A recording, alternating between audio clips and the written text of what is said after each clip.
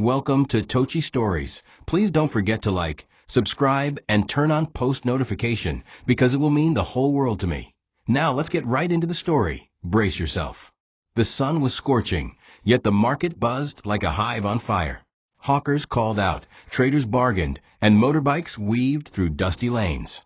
In the center of it all, Mama Sarah stood behind her small wooden table lined with neatly roasted corn, flipping each one with shaky, sunburnt fingers. Her wrapper was faded, her slippers worn out, and her once rich skin now cracked from years of hardship. But despite it all, she had a strange joy in her eyes, because today Jessica was coming. She had seen the girl pass by the last 3 Thursdays, wearing heels that clicked like the sound of fate, her perfume lingering long after she was gone. She didn't know why Jessica always stopped to buy corn from her stall of all places, but it was the only thing keeping her spirit alive.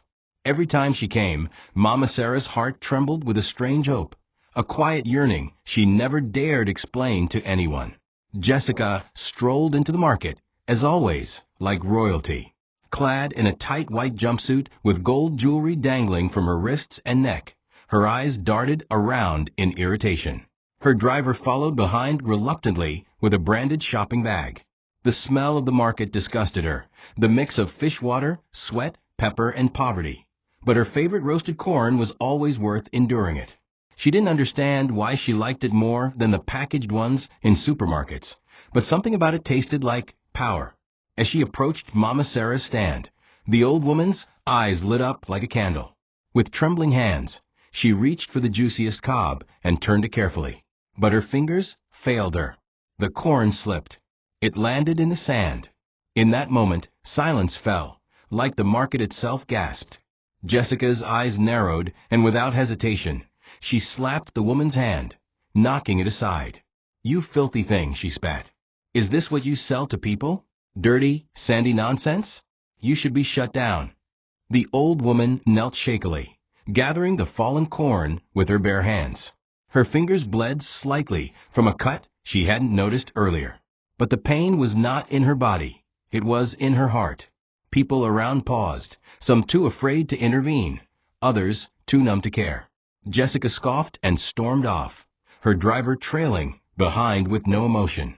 Mama Sarah's lips trembled. A single tear ran down her cheek, cutting through the lines age had drawn like rivers of pain. Her hands clutched the corn as though it were her soul. Then softly, so softly only the roasted fire could hear, she whispered through cracked lips, "My child." Her voice vanished in the air, just like her motherhood did all those years ago. Many years ago, in a small community called Humans, 2 little girls ran through the bushes in identical blue gowns with bare feet and matching laughter. Sarah and Joy, joined not by blood, but by life itself. They shared birthdays just a week apart, shared dresses, and even once shared a bed when Joy's roof leaked for 3 months straight. Sarah's family, though poor, was united and loving. Her mother called Joy her second daughter. They gave her food, clothes, and affection Joy's broken home never offered. Joy's mother was a trader who drank too much and yelled even more.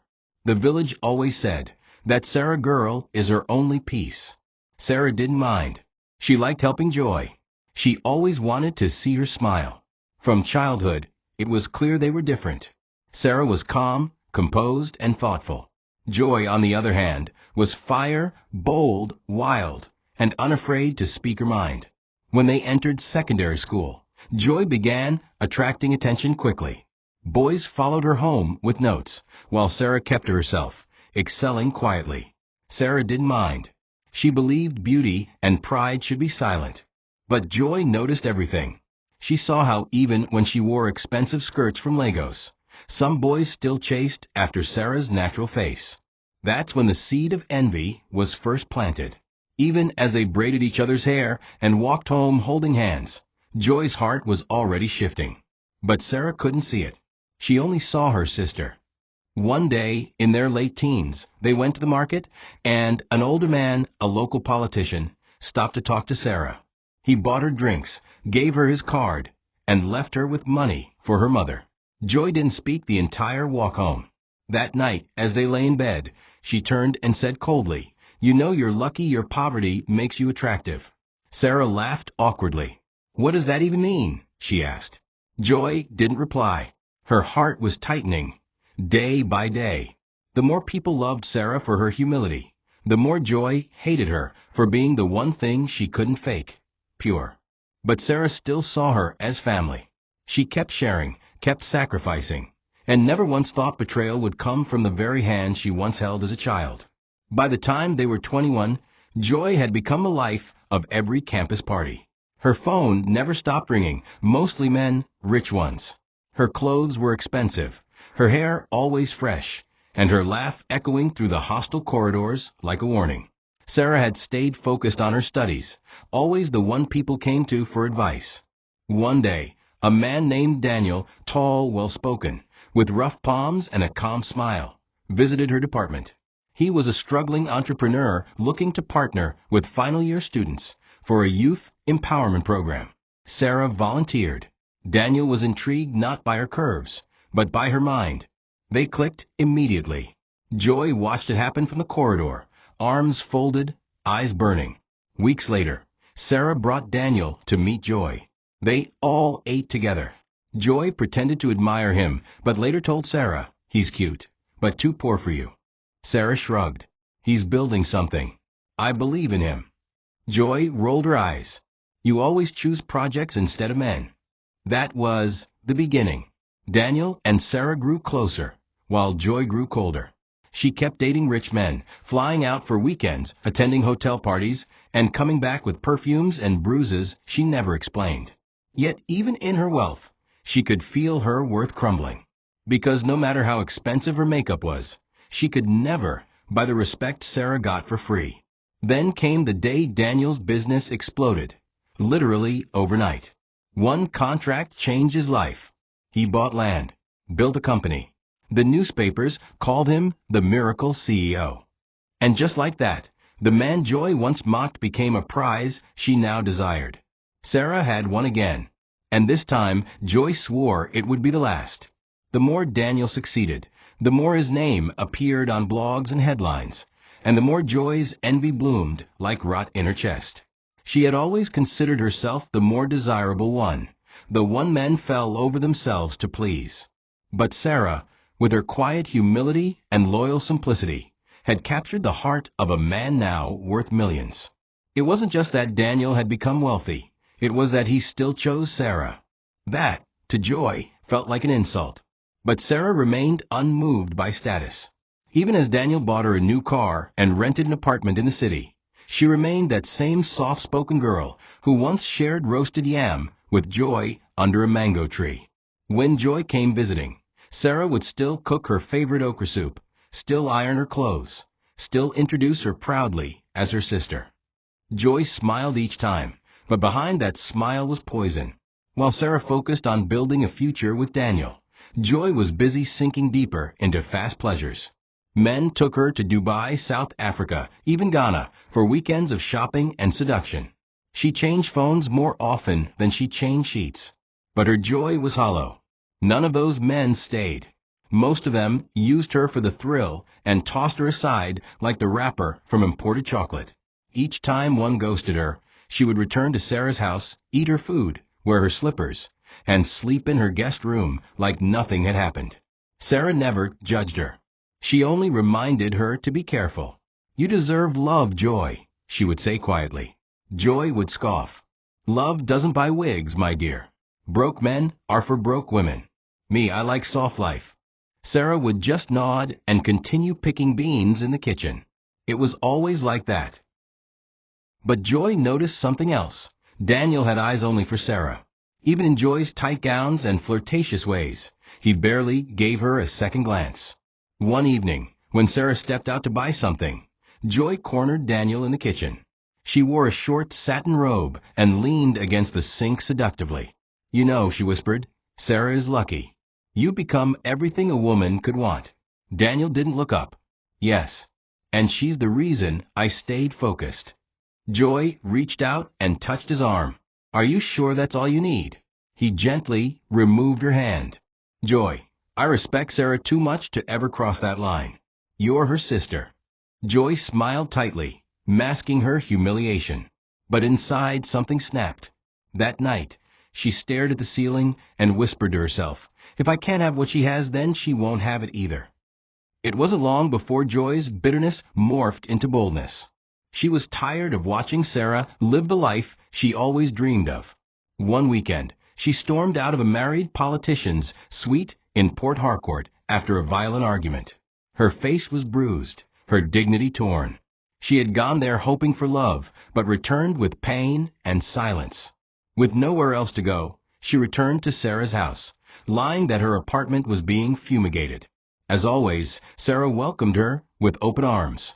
Joy pretended to be broken, even shedding crocodile tears as she told Sarah about the bad man who betrayed her. Sarah made her tea and let her sleep in her room while she moved to the living room. Daniel wasn't home that weekend.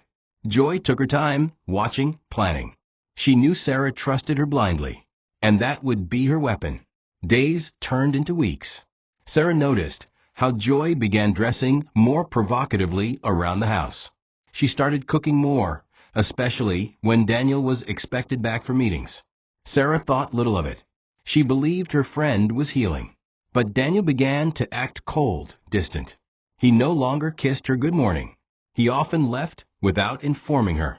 One night, Sarah walked in from a long day of NGO work and found Joy lounging in Daniel's lap, both laughing over a bottle of red wine. The room spun. "What's going on?" she asked. Daniel stood, startled. "It's not what it looks like." Joy smirked and said nothing. Sarah stormed out, tears burning her eyes. She didn't sleep that night. And for the first time, she didn't pray. The next morning, Sarah packed a small bag and left.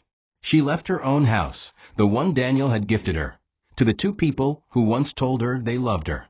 She found shelter with a distant cousin. Meanwhile, Joy wasted no time. She told Daniel that Sarah had been cheating, that she often traveled to Abuja not for NGO work, but to meet a senator she was secretly seeing. "Check her phone," she lied. "The chats are there." Daniel, broken and foolish, believed her. His pain turned to rage.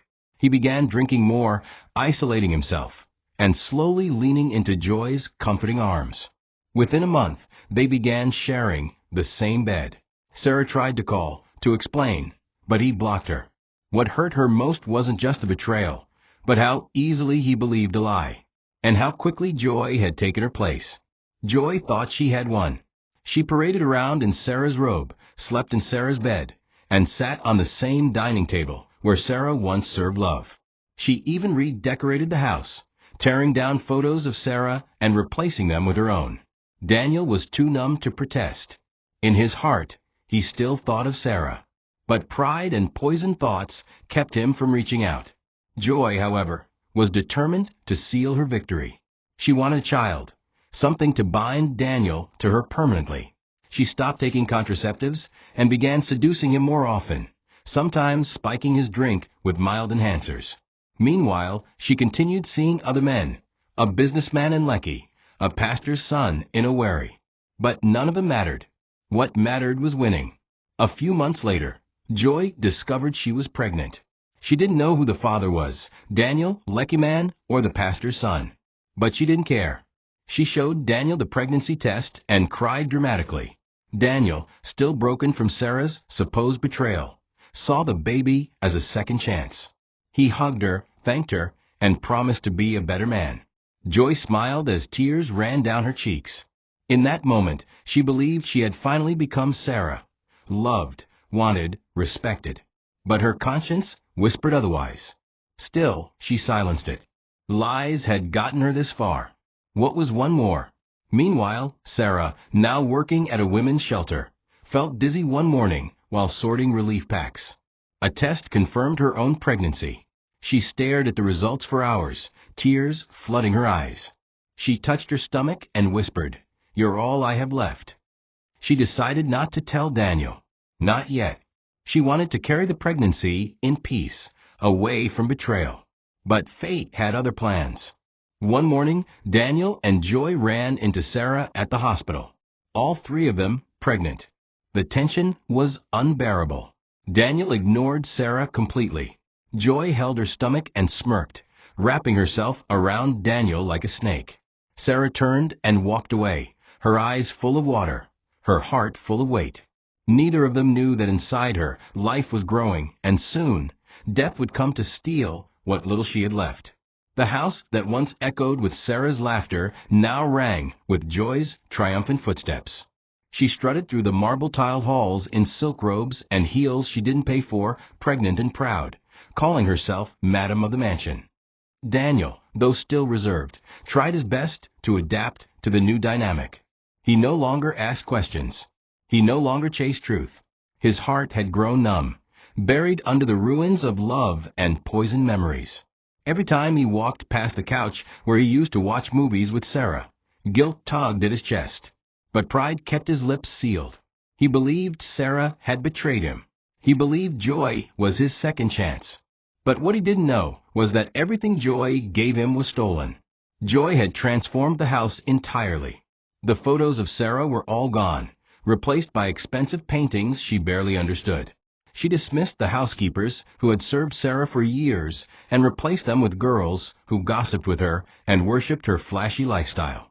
She held house parties for people she barely knew, letting strange men and women fill Daniel's living room, dancing to loud music while Daniel locked himself in his study. She invited influencers, drank wine like water, and posed with her baby bump like it was a trophy. Deep inside, however, Joy was scared. The paternity question haunted her. But her plan was simple: pin it all on Daniel until the child was born. After that, she'd sort the rest. One evening, just after one of Joy's loud parties, there was a knock at the door.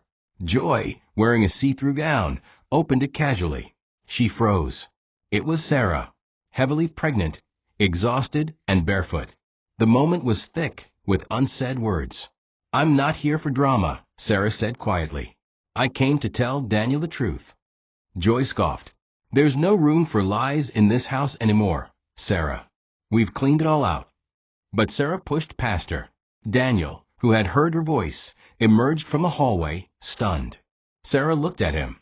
"I'm pregnant and it's yours." Daniel's eyes darkened. "So after cheating, you came to dump this on me?" he said. "Please, Sarah. Spare me." Sarah's knees weakened. "I didn't cheat," she whispered. But the door slammed in her face before she could finish. She turned and walked into the night, tears and rain soaking her equally. The next few months passed like nightmares stretched across daylight. Sarah, now working 2 jobs, struggled to support herself and prepare for motherhood alone. Her belly grew, but so did her heartbreak. She avoided places Daniel might be. She refused to cry publicly, but wept at night into her pillow, her hands always resting on her stomach. She sang lullabies to the unborn child. "You'll be nothing like the world that hurt me," she promised. She still didn't tell her family what had happened. Pride wrapped her silence like barbed wire. She only told her midwife, who became the closest thing she had to a friend. Meanwhile, Joy's lies festered. She told everyone that Sarah had been a serial cheat, a woman who couldn't keep one man.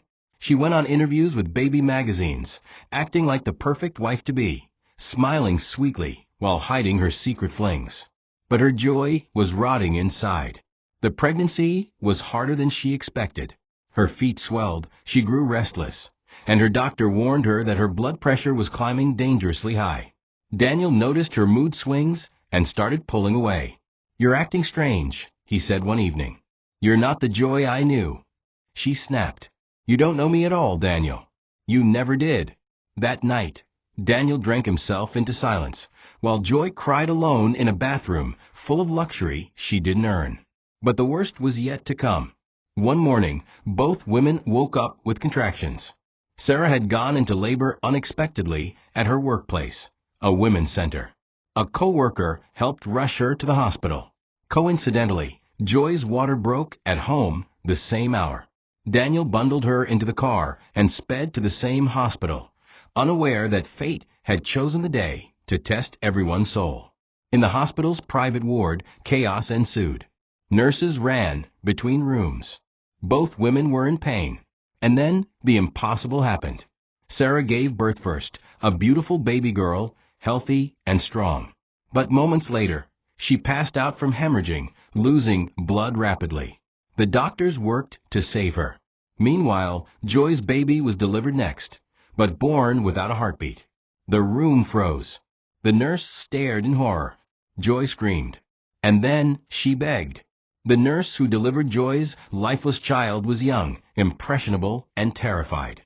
Joy, still bleeding lightly, grabbed her hand and whispered desperately, "Please, help me. Just swap them. She won't know. I'll pay you." The nurse refused at first, but Joy kept pleading, her voice trembling with emotion.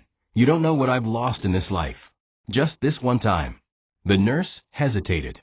Minutes passed. Sarah lay unconscious in the other room, blood on her gown and silence on her lips.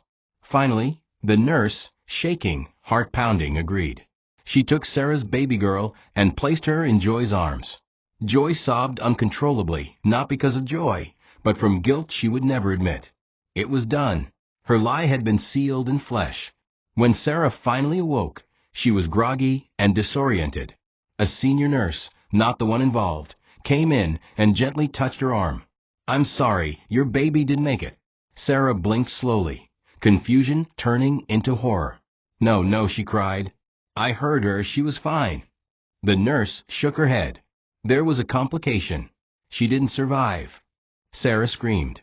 She held her stomach, convulsing in grief, begging for a miracle that wouldn't come. No one listened. No one saw the truth. As she lay there, broken, Joy was already sitting in a hospital room, posing with a stolen child. Daniel walked in, smiling softly. "She's beautiful," he said. Joy nodded, tears in her eyes. "Her name is Jessica." Outside it rained, heavily, and Sarah walked out of the hospital days later with nothing in her hands. She stood under the storm, hugging her empty arms, and cried so hard her body trembled. Her cousin came to pick her up. "Let's go," she said gently. "You can't stay here." Sarah didn't speak. She looked up at the sky, her clothes drenched, her hair clinging to her face. "She was perfect," she whispered. "I was going to name her Jessica." The irony of the name she never got to use would haunt her in silence for years. But even more cruel was that the very child she had birthed would one day slap her in a market square and call her filthy. And Sarah would still take it, without revealing the truth. After the rain came silence, and in that silence, Sarah began to disappear from herself. She returned to her cousin's flat, a tiny two-room apartment on the outskirts of town, and locked herself away for days. She wouldn't eat. She wouldn't bathe. She just sat on the mattress, arms around her knees, staring at the wall as though waiting for it to bleed answers. The pain inside her was beyond comprehension. Her body had felt her child. She had heard that first cry, soft and fragile, like hope itself. But now, the world was telling her it never happened. Her breasts leaked milk for a child she was told never existed. The betrayal of her own body mocked her every hour. Her cousin, Amaka, tried her best to comfort her, but Sarah's grief couldn't be touched. One morning she whispered, "Amaka, I need to see him." And despite her cousin's warnings, she put on a scarf, wore her only clean gown, and left for Daniel's house. She stood at the gate for nearly 20 minutes before anyone acknowledged her. The security guard was new. He didn't recognize her and barely gave her a glance. "Who you dey find?" he asked coldly. "Daniel. Tell him Sarah is here." The man rolled his eyes. "Madam Joy say make I no allow any Sarah enter this compound again." Sarah's lips quivered. Just tell him I'm here. Please." Moments later, Joy herself came out, holding her baby, wrapped in a fine pink shawl. Sarah's knees buckled. She took a step forward, trembling. "Joy," she breathed, that's my child."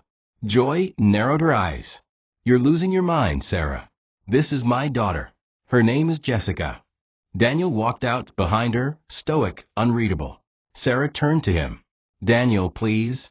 I beg you. Look at me. That baby is mine. I gave birth to her. Joy's baby. She choked on her words. "It didn't make it." Daniel's jaw tightened. He looked at her, eyes filled with something that might have once been love, or maybe guilt. "You're sick," he said at last. "Please get help. And don't come back here again." Sarah collapsed onto the wet driveway. She stretched her hands toward the baby girl who blinked curiously from Joy's arms. "She's mine," she sobbed. "She's mine." But Joy turned away without another word. The gate closed. The wind howled. And Sarah's scream pierced the air like a cursed trumpet, heard by no one but God. Months passed, but for Sarah, time meant nothing. She stopped marking calendars. She barely noticed when Amaka moved out due to marriage and left her the flat. The walls became her friends. She stopped talking to old acquaintances. The once glowing woman who lit up any room now existed like a shadow, barely seen, hardly acknowledged. Occasionally, she would venture outside to buy food, and each time she saw a child, her heart cracked anew. Every girl with braids, every pink shawl, every soft giggle, they all haunted her. She tried reporting the hospital, but the nurse who swapped the babies had quit and vanished. The doctor knew nothing. No one listened. No one believed. One social worker even told her, "Ma, grief can create false memories. You probably imagined hearing the baby cry." That day, she walked home barefoot. Meanwhile, joy flourished in her lie. She wore motherhood like a designer badge. Baby Jessica became a social media sensation. Joy posted baby milestones with captions like "My miracle after years of pain," and "When God says yes, who can say no?" She hosted naming ceremonies, joined elite mom clubs, and enjoyed the endless praise from Daniel's inner circle. Daniel remained cold, disconnected. He did what was expected of him, bought diapers, hired nannies, smiled at photos, but his heart remained buried in confusion. Deep down, something about Joy's story never made sense, but he couldn't admit it. That would mean admitting he had thrown away the only woman who ever loved him genuinely. The baby, Jessica, grew fast. She had Sarah's eyes. Daniel noticed, but he said nothing. Each time Joy caught him staring too long, she'd quickly change the subject. She hated when he compared the baby's features to Sarah. "It's just a coincidence," she'd say too quickly. And though she spoiled the girl rotten, a piece of her still feared she would one day lose everything. So she doubled down on control, controlling the narrative, controlling Daniel, and especially controlling Jessica. She told her, as soon as she could understand words, never talk to beggars. Never answer poor people. You are better than all of them. Jessica nodded each time. The lie had become a legacy. And Sarah, the real mother, watched from the shadows, mourning a child she could still see, but never touch. As Jessica turned 5, the distance between her and Sarah's world narrowed without warning. Sarah had begun selling roasted corn under a small shed at the corner of Emeka Street Market. The woman who once wore silk now tied wrappers and used charcoal pots. She woke early, roasted with bare hands, and returned home with sore feet and barely enough to eat. But she endured, not because of survival, but because of hope. She had learned Jessica's name from the lips of a market woman who once served as a nanny in Daniel's house. The woman unaware of Sarah's story had casually mentioned, "Madame Joy's daughter, that sharp small girl. Her name is Jessica." Sarah had almost fainted. The name she had once chosen. The name she whispered during labor. It was not a coincidence. Her soul knew. That was her daughter. Each Thursday, Jessica's nanny brought her to the market to get fresh fruit and roasted corn, her favorite snack. Sarah always had one set aside. She never sold it until Jessica passed. She hoped each time the girl would smile at her, say thank you, ask what's your name. But Jessica never did. She never even looked at her directly. Joy had taught her well. Don't talk to market people. They're dirty. One Thursday, the nanny forgot money and asked Sarah if she could collect payment the next day. Sarah nodded quickly, eager for any reason to interact. She handed the corn with trembling hands. Jessica stared at her briefly and then snatched it without a word. Sarah smiled anyway. It was the closest thing to contact she had ever received. But that day, fate struck cruelly. As Jessica took a bite, her elbow knocked the hot corn from Sarah's other hand. It fell to the ground. Sarah's hand instinctively reached to pick it. Jessica screamed, "Ugh! Now you've dropped my food. What's wrong with you? Are you blind?" Sarah bent lower, her lips trembling. "I'm sorry, my dear. It was an accident. Jessica slapped her hand away. Don't touch it. You're filthy. A crowd turned. The girl's voice was loud. Sarah's eyes welled with tears. She knelt, trying to gather the corn, but her hands shook too badly. Jessica stormed off, leaving ashes and shame behind. That night, Sarah sat alone in the dark, holding the spoiled corn in her lap. She didn't eat. She didn't cry. She just whispered, "She doesn't know. She doesn't know who I am." But one day she would, and Sarah prayed it wouldn't be too late. The sound of crying babies echoed through the maternity ward like a bittersweet song, a sound that once belonged to Sarah, but was stolen in a moment that redefined her life. Years had passed since that delivery, but the memory of that cold hospital still haunted her like a fever that wouldn't break. There were days she would walk past clinics just to relive that moment in her head, the moment she pushed life into the world and had it snatched before she could even hold it. Her arms still ached with the memory of weight that was never hers to cradle. Each hospital visit, each maternity billboard, each child's cry on the street struck a nerve that never healed. But she kept quiet. She had screamed enough. Now, all she did was whisper her pain to the air, as if someone above might gather her scattered pieces. Sarah began writing letters, not to send, but to feel sane. She kept them in a small biscuit tin under her bed, each one addressed to Jessica, the name she had chosen long before delivery. In them, she wrote about her dreams, her regrets, and her aching wish to be called Mama, just once. She wrote about how her favorite food used to be fried plantain, but she stopped eating it because it reminded her of the first day she found out she was pregnant. She wrote about Daniel, and how she still didn't understand how someone who once held her hand so tightly could let her go so easily. She wrote about Joy, oh Joy, her sister-turned-enemy, who now basked in stolen motherhood like a queen bathing in borrowed light. Writing became her therapy. It was the only place she could be honest, the only space that hadn't betrayed her. She would sit at the back of her corn stall and read those letters sometimes, her tears soaking the ink, her eyes fixed on the girl who skipped by in high heels and short skirts, never knowing the truth. Jessica was blossoming into a mirror image of Joy, arrogant, stylish, dismissive. She would shout at vendors, push children aside, and treat housemaids like dirt. Sarah watched it all in silence, torn between rage and grief. She wanted to scream, "I raised you with lullabies in my womb," but she said nothing. Who would believe her? Who would fight for her? Sometimes she wondered if God was watching or had closed the curtain on her life. She'd whisper to the wind, "Even if she doesn't know, I do." And that's enough. But it wasn't. Not really. The market had changed, but the gossip never did. Word spread quickly about that young girl in heels who insulted the corn seller. Some vendors laughed it off. Others shook their heads in silence. But for Sarah, the event replayed in her dreams like a horror film on loop. She had never been more humiliated in all her life, not even the day Daniel shut the door in her face. That slap, that public insult, had not just bruised her hands, it bruised her soul. It wasn't the loss of corn that broke her, it was the look in Jessica's eyes.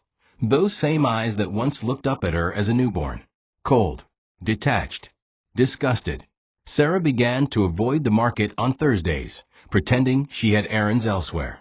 But deep inside, her soul waited, hoping that one Thursday Jessica would return and this time remember. One afternoon, a local market boy named Tund approached Sarah as she roasted her corn.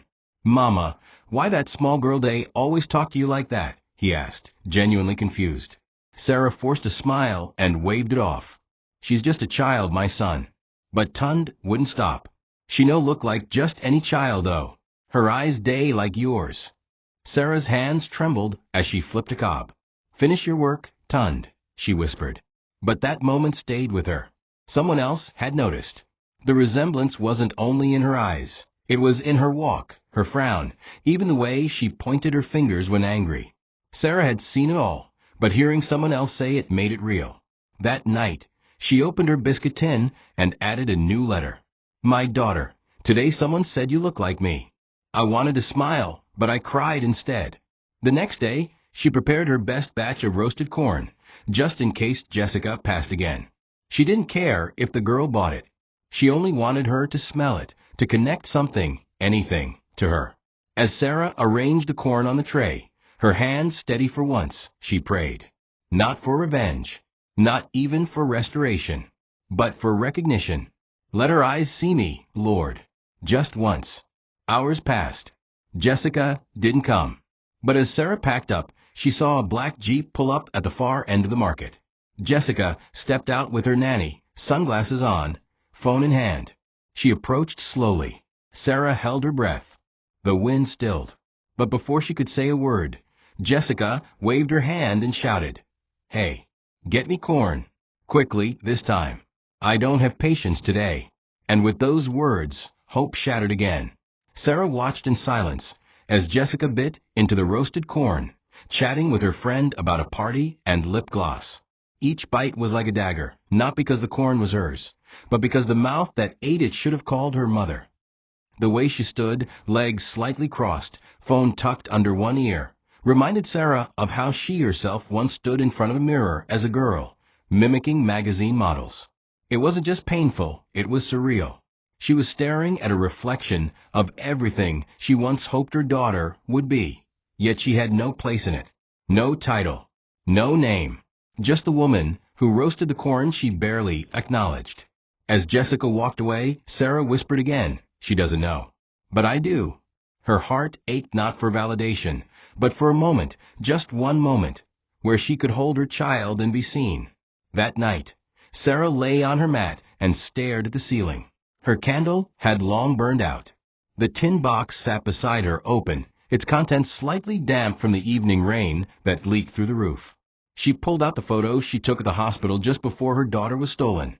A blurry image of a baby wrapped in white, eyes barely open. She touched it with trembling fingers. "They'll never tell you about me," she whispered. "But one day you'll feel something. A pull. A question. And I pray it leads you to me before I'm gone." Her voice cracked on the last word. She wasn't dying, not yet. But she was fading. Not physically, but emotionally. The Sarah the world once knew had been buried long ago. As dawn approached, Sarah made a decision. She would keep writing the letters, but she would also begin preparing for the day Jessica might discover the truth. She began collecting every piece of evidence she could: hospital bills, midwife receipts, the small bracelet with baby girl S engraved on it. She would package them all in the tin and seal it. If she couldn't speak the truth herself, the box would. She didn't know how or when the revelation would come, but she knew fate wouldn't let this go unchallenged forever. Until then, she would endure, roast, watch, and wait. And on the other side of the city, Jessica curled into her velvet sheets, unaware that she had just mocked the very woman whose body once sheltered her, whose soul was dying quietly, just to see her smile. Sarah sat cross-legged on the floor of her small room, the walls dimly lit by a flickering oil lamp. The biscuit tin lay in front of her, its once bright lid now dulled by time and sorrow. She exhaled shakily and opened it once more. Inside were the pieces of her soul. Handwritten letters folded in care, the photo of a newborn she had held for only minutes, a hospital bracelet labeled Baby Girl S, and a crumpled discharge paper signed by a nurse who had vanished like smoke. Each item held the weight of unspeakable truth, and as she laid them out like holy relics, Sarah began whispering the story again. Not to herself this time, but to the child who was never told. She imagined Jessica sitting before her, not as the proud, cold girl who insulted her at the market, but as the little girl she had imagined in her womb, curious, soft, and innocent. Tears fell silently as Sarah pulled out a fresh sheet of paper. Her hand trembled, but she began writing. "My dearest Jessica, if you're reading this, then the truth has reached you. I am your mother. The world may tell you otherwise, but my body remembers. My soul never forgot. I carried you in my belly, fed you with every dream I had, and lost you not by death, but by deceit." She paused to wipe her eyes and continued, pouring every detail onto the page. The betrayal by Joy, the moment Daniel chose silence over truth, the switch that left her arms empty. The ink smudged, but she didn't stop. When the letter was done, She folded it neatly and placed it back into the tin. She then tied the tin in layers of waterproof fabric and stored it inside a small hole beneath her bed, a space no one ever looked. One day, she believed, that box would speak for her. The following day, she walked to a local tailor and asked for an old zippered school bag. She paid with the last of her change and placed the tin carefully inside it. Every morning after that, she took the bag with her to the corn stall and placed it under the bench she sat on. It was her way of keeping the truth close, even if she never lived to say it out loud. Some of the other traders began to notice her new habit and mocked her, asking if she thought someone would steal her charcoal and corn. But Sarah just smiled. She had learned the hard way that the most valuable things were never gold or silver, they were stories. And hers was buried in silence, waiting to resurrect when the time was right. Jessica had grown into her power like a wildfire that refused to be controlled. At 23, she strutted through life like the world was her red carpet. She drove a matte black SUV that roared louder than her arrogance, and her fashion choices sparked envy from both friends and strangers. She had grown into a mirror of joy, bold, brash, unapologetic. Parties were her therapy, and designer labels were her identity.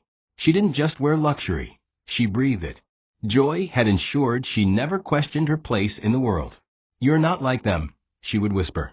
"You're not one of those market people. You're royalty." Jessica believed it. That's why her visits to the market felt more like charity work than actual errands. She would toss money at sellers like bones to beggars and demand instant service like a queen feeding peasants. Her treatment of Mama Sarah worsened with each visit.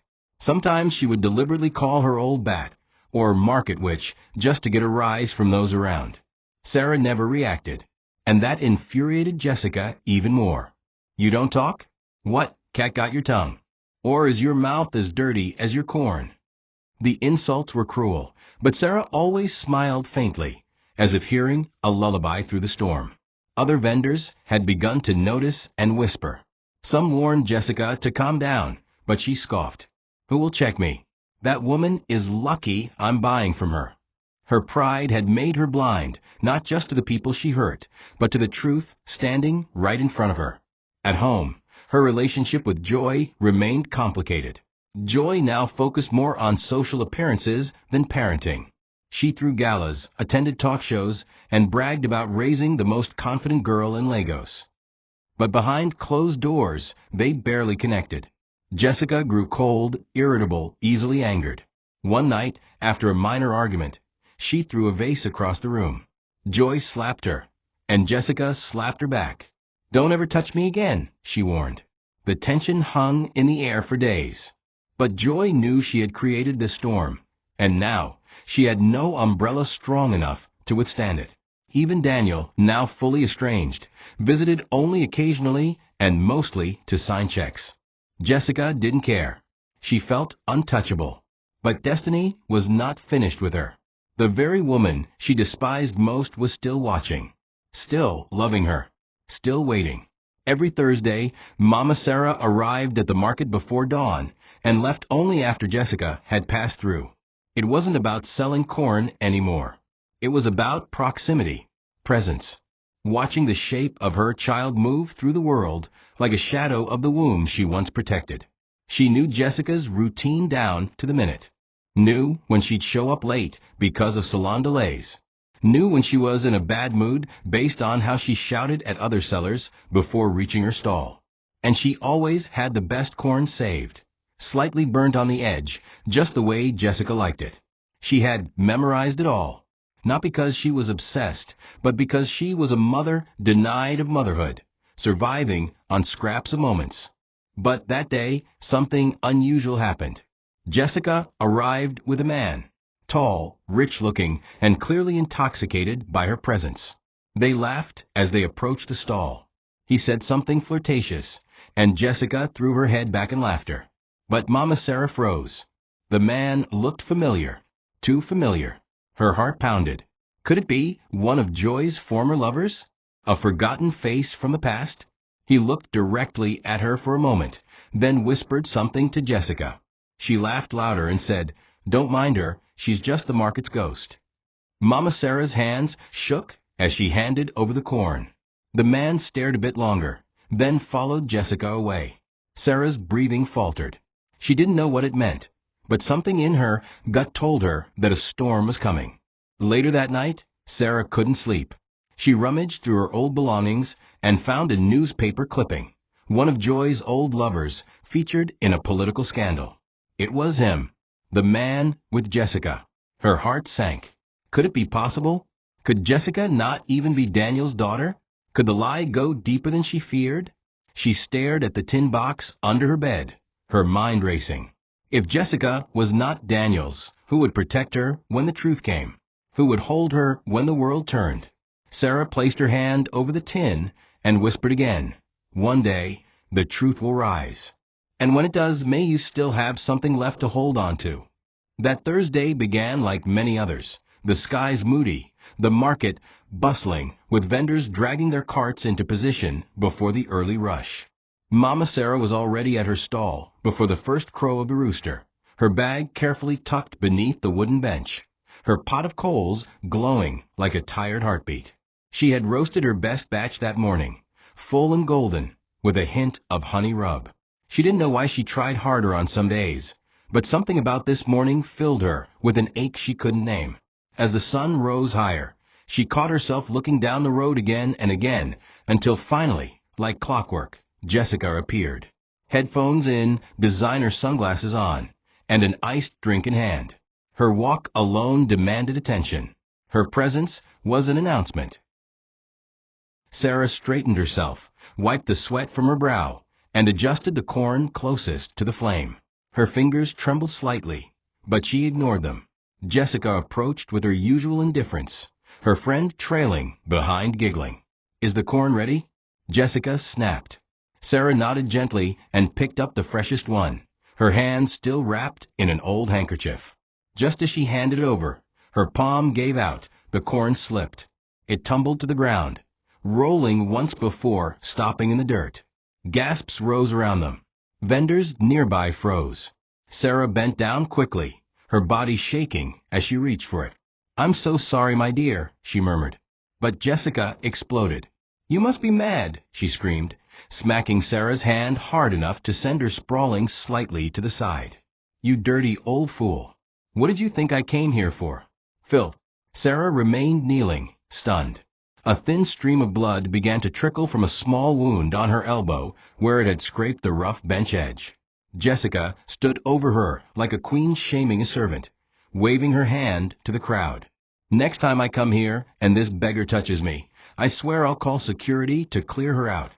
She turned and stormed off, her friend laughing behind her. Sarah stayed there, on her knees, one palm on the fallen corn, the other gripping her chest. Not from pain, but from a silence that grew louder than the insults. Her eyes glistened, but she didn't cry. Not this time. She simply whispered, "She still doesn't know." And no one around her understood what that really meant. The market fell back into motion, but something in the air remained broken.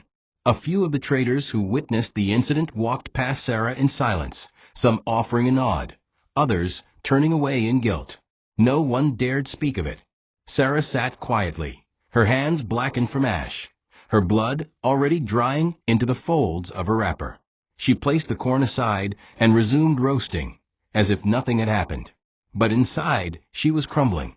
The girl she had carried for 9 months, fed with every bit of strength she had just humiliated her in front of the world. Again. Yet she did nothing. No screams. No curses. No, "Do you know who I am?" Just silence, deep and painful, like the kind that follows a funeral. A funeral of hope. As the evening rolled in and the vendors began packing up, Sarah carefully stood, her knees stiff from the hours on the ground. She reached under the bench and brought out the school bag, the one with the tin box, the letters, the bracelet, the truth. She dusted it gently and held it close to her chest. That night, she didn't go home straight. She walked to the small chapel at the far end of the road, the one with the broken window and rusted bell. She knelt at the back pew, not to pray, but to listen. The silence of the empty chapel was the only place her heart didn't feel like it was screaming. "Lord," she whispered. "If my story must remain buried, then let it at least plant something." She didn't ask for vengeance. She didn't even ask for Jessica to love her. She just asked to be remembered. Outside the chapel, the stars began to emerge, quietly watching the world below. Somewhere across the city, Jessica sat in front of her mirror, applying makeup and posing for social media. She laughed at a meme, took another photo, and posted it with a caption. "Street nonsense today, nauseated face woman face palming medium skin tone market witches should be banned." The post got hundreds of likes in minutes. She never thought again about the woman she slapped. But deep within her, a discomfort she couldn't explain lingered. Something about the woman's eyes, not her weakness, but her sadness, stayed with her longer than expected. She brushed it off. There were parties to attend, friends to impress, but fate had already taken note. And far away, in a dim room lit by an oil lamp, a mother sat with letters, waiting for the day truth would rise, when the daughter she lost would finally see her not as a corn seller, but as the womb that once carried her. Thank you for watching this video. What did you learn from this story? Drop it in the comments. Please make sure you like, comment, and subscribe to my YouTube channel TOCHI Stories for more.